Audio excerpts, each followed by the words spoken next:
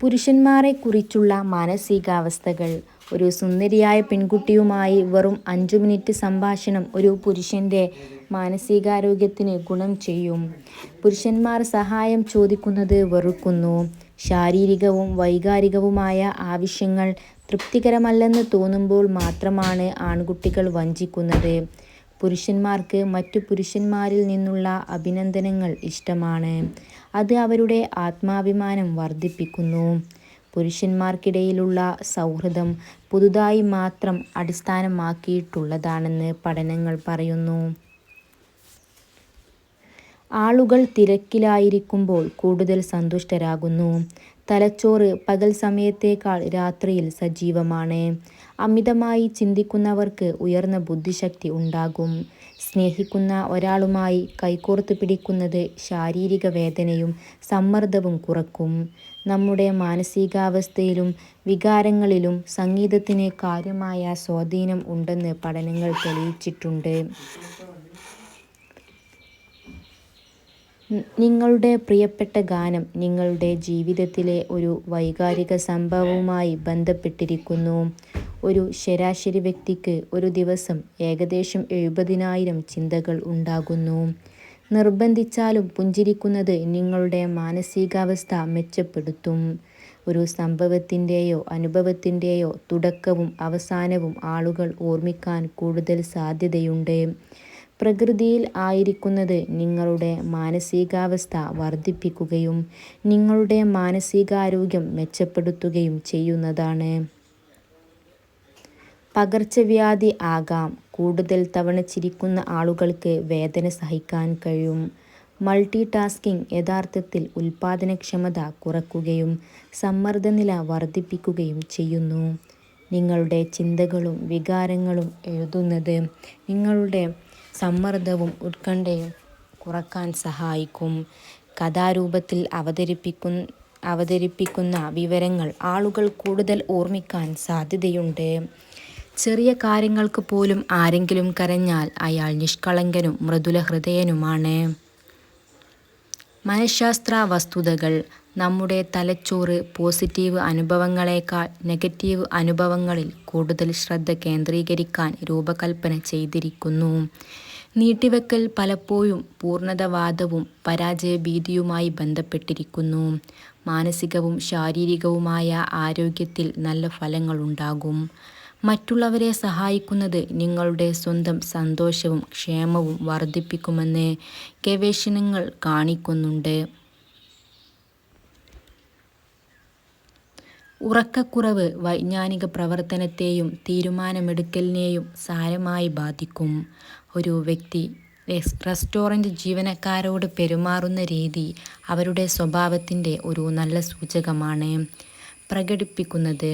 മൊത്തത്തിലുള്ള ക്ഷേമം മെച്ചപ്പെടുത്തുമെന്ന് പഠനങ്ങൾ കണ്ടെത്തിയിട്ടുണ്ട്. പൊതുജനങ്ങളോട് സംസാരിക്കാനുള്ള ഭയം എന്നത് ഏറ്റവും സാധാരണമായ ഭയങ്ങളിൽ ഒന്നാണ്. പകൽ സ്വപ്നം കാണുന്നതും സർഗാത്മകതയും പ്രശ്നപരിഹാരം കഴിവുകളും വർദ്ധിപ്പിക്കുമെന്ന് പഠനങ്ങൾ പറയുന്നു. പ്രകൃതിയുമായി ഇഴുകിച്ചേർന്ന് നടക്കുന്നത് ഹ്രസ്വകാല ഓർമ്മശക്തിയും ശ്രദ്ധാകേന്ദ്രവും മെച്ചപ്പെടുത്തും. വിഷാദരോഗ ചികിത്സയിൽ വിഷാദരോഗ വിരുദ്ധ മരുന്ന് പോലെ തന്നെ വ്യായാമവും ഫലപ്രദമാണെന്ന് പഠനങ്ങൾ തെളിയിച്ചിട്ടുണ്ട്. വളർത്തുമൃഗങ്ങളോടൊപ്പം സമയം ചെലവഴിക്കുന്നത് രക്തസമ്മർദ്ദം കുറയ്ക്കുകയും സമ്മർദ്ദം കുറയ്ക്കുകയും ചെയ്യുന്നതാണ്. നിങ്ങൾ ക്ഷീണിതനായിരിക്കുമ്പോൾ നിങ്ങളുടെ തലച്ചോറ് കൂടുതൽ സർഗാത്മകമായിരിക്കും. അതുപോലെ തന്നെ കാഴ്ചയിൽ ആകർഷകമായ രീതിയിൽ അവതരിപ്പിക്കുന്ന വിവരങ്ങൾ ആളുകൾ ഓർമ്മിക്കാൻ സാധ്യതയുണ്ട്. നിങ്ങളുടെ വികാരങ്ങളെക്കുറിച്ച് എഴുതുന്നത് നിങ്ങളുടെ മാനസികവും ശാരീരികവുമായ ആരോഗ്യം മെച്ചപ്പെടുത്താൻ സഹായിക്കും. ഒരു ശരാശരി വ്യക്തി തൻ്റെ ജീവിതത്തിലെ ഏകദേശം 6 വർഷം സ്വപ്നം കാണാൻ തന്നെ ചെലവഴിക്കും. ഭൗതിക സമ്പത്തിനേക്കാൾ അനുഭവങ്ങൾക്കായി പണം സമീപിക്കുന്നത് കൂടുതൽ സന്തോഷത്തിലേക്ക് നയിക്കുന്നു. മൈൻഡ്ഫുൾനെസ് മെഡിറ്റേഷൻ പരിശീലിക്കുന്നത് ഉത്കണ്ഠയുടെയും വിഷാദത്തിൻ്റെയും ലക്ഷണങ്ങൾ കുറയ്ക്കുമെന്ന് പഠനങ്ങൾ തെളിയിച്ചിട്ടുണ്ട്. പതിവായി ശാരീരിക വ്യായാമത്തിൽ ഏർപ്പെടുന്ന ആളുകൾ മികച്ച ആത്മാഭിമാനവും ശരീരപ്രതിച്ഛായയും ഉണ്ടാകും. ഒരു പുതിയ ശീലം രൂപപ്പെടുത്താൻ ഏകദേശം 66 ദിവസമെടുക്കും. ഉയർന്ന അളവിലുള്ള സമ്മർദ്ദം ഓർമ്മയെയും വൈജ്ഞാനിക പ്രവർത്തനത്തെയും തകരാറിലാക്കും. നീലനിറം മനസ്സിലും ശരീരത്തിലും ശാന്തമായ പ്രഭാവം ചെലുത്താനായി കണ്ടെത്തിയിട്ടുണ്ട്. 10 മുതൽ 20 മിനിറ്റ് വരെ നിങ്ങൾ ഉറങ്ങുന്നത് ഉൽപാദനക്ഷമതയും അതുപോലെ തന്നെ ജാഗ്രതയും വർദ്ധിപ്പിക്കുമെന്ന് പഠനങ്ങൾ പറയുന്നു. ഒരു അലങ്കോലമായ മുറിയിൽ ഇരിക്കുന്നത് വിവരങ്ങൾ കേന്ദ്രീകരിക്കാനും പ്രോസസ്സ് ചെയ്യാനുമുള്ള നിങ്ങളുടെ കഴിവിനെ തടസ്സപ്പെടുത്തും. ശാരീരിക വേദന പോലെ തന്നെ തലച്ചോറും നിരസിക്കലിനെ പ്രോസസ്സ് ചെയ്യുന്നു. ഒരു അവധിക്കാലം പ്രതീക്ഷിക്കുന്നത് സന്തോഷത്തിൻ്റെ അളവ് വർദ്ധിപ്പിക്കുമെന്ന് പഠനങ്ങൾ തെളിയിച്ചിട്ടുണ്ട്. വിട്ടുമാറാത്ത ഏകാന്തത മാനസികവും ശാരീരികവുമായ ആരോഗ്യത്തെ പ്രതികൂലമായി ബാധിക്കും. മഴയുടെ ശബ്ദം തലച്ചോറിനെ ശാന്തമാക്കുകയും വിഷമത്തിന് സഹായിക്കുകയും ചെയ്യുമെന്ന് പഠനങ്ങൾ പറയുന്നു. നർമ്മം കലർന്ന രീതിയിൽ അവതരിപ്പിക്കുന്ന വിവരങ്ങൾ ആളുകൾ കൂടുതൽ ഓർമ്മിക്കാൻ സാധ്യതയുണ്ട്. ഫിക്ഷൻ വായിക്കുന്നത് മറ്റുള്ളവരെക്കുറിച്ചുള്ള സഹാനുഭൂതിയും ധാരണയും വർദ്ധിപ്പിക്കും. കാര്യങ്ങൾ എഴുതുന്നത് ഓർമ്മശക്തി മെച്ചപ്പെടുത്തും. മാനസികാരോഗ്യത്തിനും ക്ഷേമത്തിനും ശക്തമായ ഒരു സാമൂഹിക പിന്തുണ സംവിധാനം നിർണായകമാണ്. പോസിറ്റീവ് സെൽഫ് പ്രകടനം മെച്ചപ്പെടുത്താനും സമ്മർദ്ദം കുറയ്ക്കാനും കഴിയും. ജീവിക്കുമ്പോൾ കൂടെ ആരും കാണില്ല എന്ന് അറിഞ്ഞു തന്നെ ജീവിക്കണം. അപ്പോൾ നമ്മളെ ആരും ഒഴിവാക്കിപ്പോയാലും വലിയ വേദനയില്ലാതെയിരിക്കാം. കഴിഞ്ഞുപോയത് ഒരു അവസാനമല്ല, ജീവിതത്തിലെ ഒരു പാഠം മാത്രമാണ്. ചിറകുള്ള പക്ഷികൾ മാത്രമല്ല, ചിറകില്ലാത്ത അപ്പൂപ്പൻ താടിയും പറക്കുന്നുണ്ട്. പക്ഷേ സ്നേഹത്തിൻ്റെ കാറ്റ് വേണമെന്ന് മാത്രം. ചില ബന്ധങ്ങൾ പൂക്കളെപ്പോലെയാണ്. നല്ല ഗന്ധവും ഭംഗിയും എല്ലാം ഉണ്ടാകും, പക്ഷേ ആയുസ്സ് കുറവായിരിക്കും.